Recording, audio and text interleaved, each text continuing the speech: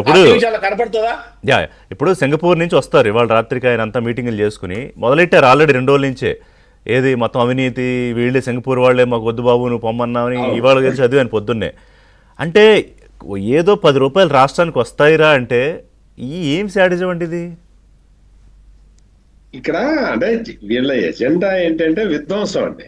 వీళ్ళ main agenda విధ్వంసం. ఈ విధ్వంసాన్ని ఎంత సిస్టమేటిక్ గా తీసుకెళ్లాలనేదే వీళ్ళ ప్రయత్నం. అందుకనే జగన్మోహన్ రెడ్డి చేసే ఇవన్నీ కూడా, అతను చేసే ప్రతి చర్య చూడండి, మీరు విధ్వంసం వైపే వెళ్తాడు తప్ప కన్స్ట్రక్టివ్ గా మనం ఏదన్నా చేద్దాం ఈ రాష్ట్రానికి అనేది జగన్మోహన్ రెడ్డి డిక్షనరీలోనే లేదు. అందుకనే ఈ పర్యటనలు, నెల్లూరు పర్యటన అవన్నీ ఉంటే ఎందుకు వెళ్తున్నావు? సత్యమూర్తి గారు అవన్నీ ఉంటే జగన్మోహన్ రెడ్డి కాదు, అవన్నీ లేని కాబట్టి జగన్మోహన్ రెడ్డి అయినాడు. జగన్మోహన్ రెడ్డి అయ్యాడు. ఇప్పుడు నెల్లూరు ఎందుకు వెళ్తున్నావు?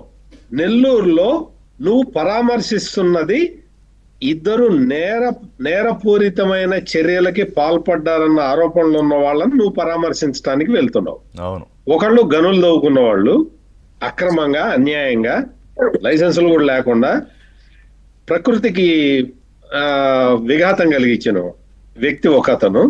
ఇంకొక అతనేమో ఆడవాళ్ళని అత్యంత నీచంగా, హేయంగా, దారుణంగా విమర్శించిన వ్యక్తి. అంటే వీళ్ళిద్దరినీ నువ్వు పరామర్శించటం ద్వారా, వీళ్ళిద్దరినే కాదు, అంతకు ముందు వినుకొండలో ఇద్దరు రౌడీ షీటర్లు కొట్టుకొని ఒక రౌడీ షీటర్ చచ్చిపోతే అక్కడికి వెళ్ళి పరామర్శించటంతో మొదలు పెట్టాడు జగన్మోహన్ రెడ్డి. అందరూ తెనాలి ఐతానగర్ లో నేరస్తులు, అంటే వాళ్ళు గంజాయి బ్యాచ్ ని పరామర్శించటం దగ్గర నుంచి ఇట్లా అందరూ నేరస్తుల్నే పరామర్శిస్తున్నాడు. అదే అంటే ఈ చర్యల ద్వారా ఆయన ఏంటో ఆయన చెప్తున్నాడు ప్రపంచానికి, అంతే. ఎగ్జాక్ట్లీ.